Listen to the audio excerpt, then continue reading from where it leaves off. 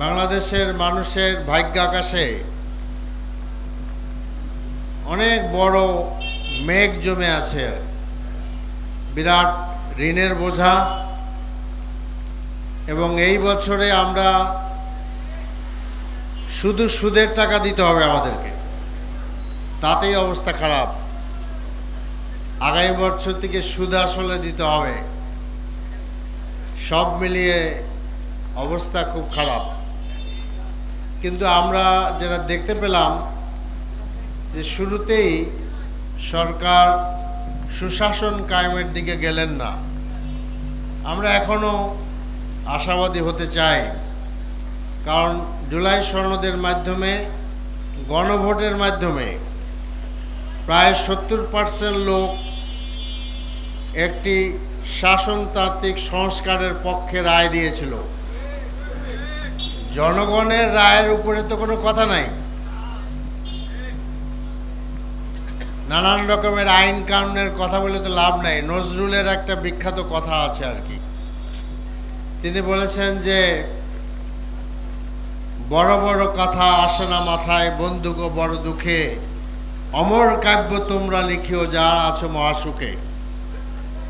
তো কাজেই যারা আমরা মহাসুখে আছি, কাব্য চর্চা করার সময় আমাদের হয় মিনিটে প্রায় 1.5-2 কোটি টাকা, 2 লক্ষ টাকা খরচ হয় সংসদে, বা কিছু কম। কিন্তু সেখানে বেশি যদি দেশের মানুষের জন্য আমরা ভালো কিছু করতে না পারি, তাহলে লোকেরা আমাদেরকে আলাদা ভাববে কেন? সেই বিষয়টা বড়।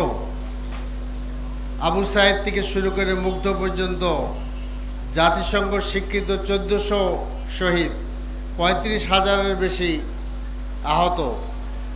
আমি গত মাসে ব্যাংককে ছিলাম কিছুদিনের মধ্যে, সপ্তাহখানেকের জন্য। জুলাই যোদ্ধা আহতদের দেখতে গিয়েছিলাম আমাদের ভেস্তানি হাসপাতালে। সেখানে তাদের যে অবস্থা, এই অবস্থা দেখে চোখের পানি রাখার মতো অবস্থা নাই। একজন ইয়াং স্ত্রী, খুবই আপনার কম বয়সী একজন ভদ্রমহিলা, তিনি কাঁদছিলেন, অঝরে কাঁদছিলেন। আমার সাথে আমার ওয়াইফ ছিল। আমি বললাম তুমি তার পাশে দাঁড়াও।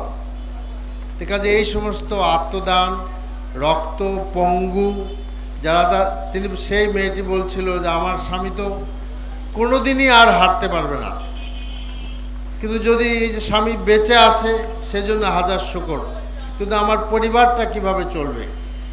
আমরা তার ছেলের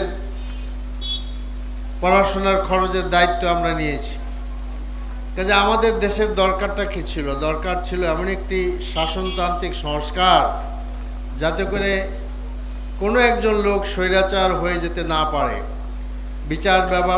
বিচার বিভাগের স্বাধীনতা, তারপরে কেয়ারটেকার সরকার গঠন করার একটি স্বাধীনতা, বিশেষভাবে এমন করা যাতে দলীয় কেয়ারটেকার সরকার না হয়, দলীয় নির্বাচন কমিশন না হয়, মানুষকে যেন জবাবদিহি করতে হয়। কিন্তু সেটা করলেন না।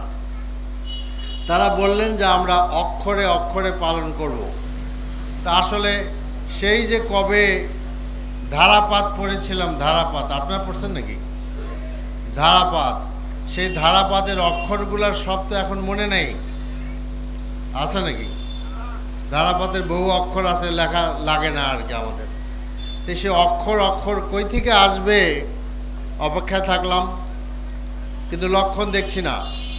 আকাশে মেঘ এবং দুর্যোগ, ঝড় বৃষ্টি, এই অবস্থা।